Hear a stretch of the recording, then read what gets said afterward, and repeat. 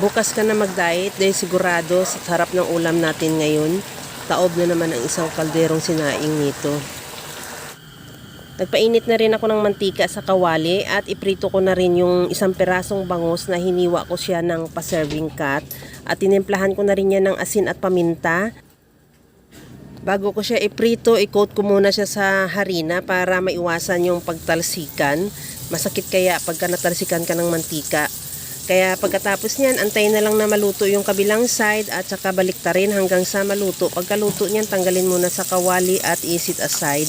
Habang ginagawa ko yan mga kalasa, kung bago ka pa lang sa aking channel, welcome.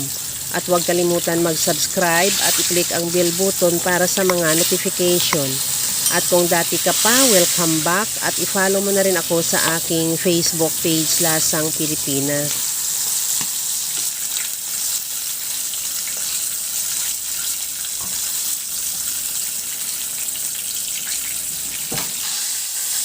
Okay na tong ating bangus. Binawasan ko lang din yung mantika sa kawali at igisa ko na rin yung bawang.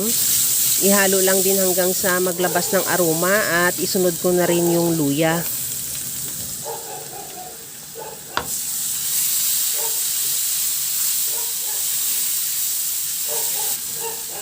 Ilagay ko na rin yung sibuyas.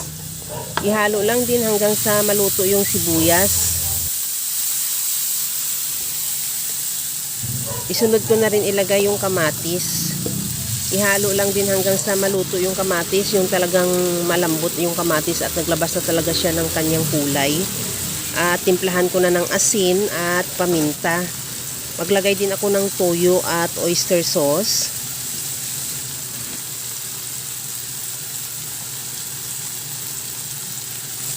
Ihalo lang din hanggang sa mag-reduce lang din yung toyo at oyster sauce.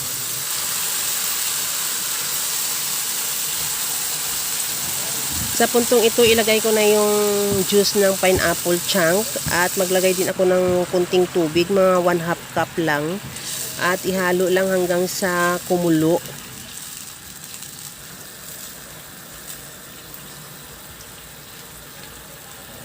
At tikman ko na rin kung okay na yung timpla niya. Okay na rin, hindi na tayo kailangan magdagdag pa. Depende sa'yo kung kailangan mo ng medyo maalat-alat. Pwede ka magdagdag ng patis or asin. At ilagay ko na rin yung piniritong bangus. From time to time, bulo-baliktarin lang natin para lahat na side ng bangus ay mayroong timpla ng sauce niya o ng sabaw. At sa puntong okay na yung bangus, ilagay ko na rin yung bell pepper.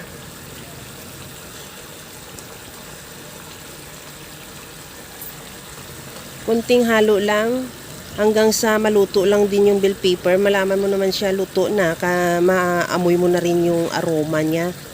At wag mo lang siya i-overcook para mas masarap pagka medyo crunchy pa yung ating bell pepper.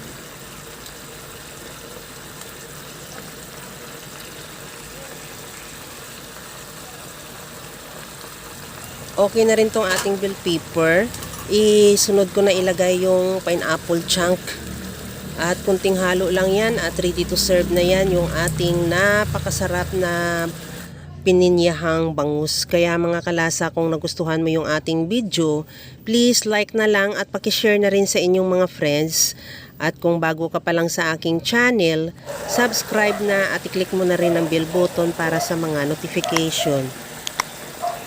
Kaya mga kalasa, alam ko kayang-kaya mo tong gawin dahil sa sobrang simple at napakadali niya lang lutuin. Kagaya lang lagi sa sinasabi ko na wala namang hindi marunong magluto basta sa simpleng paraan lang. Okay na tong ating pininyahang manok. Hanguin na lang natin at ready to serve na yan. Hanggang sa muli mga kalasa. Thank you for watching. Bye-bye!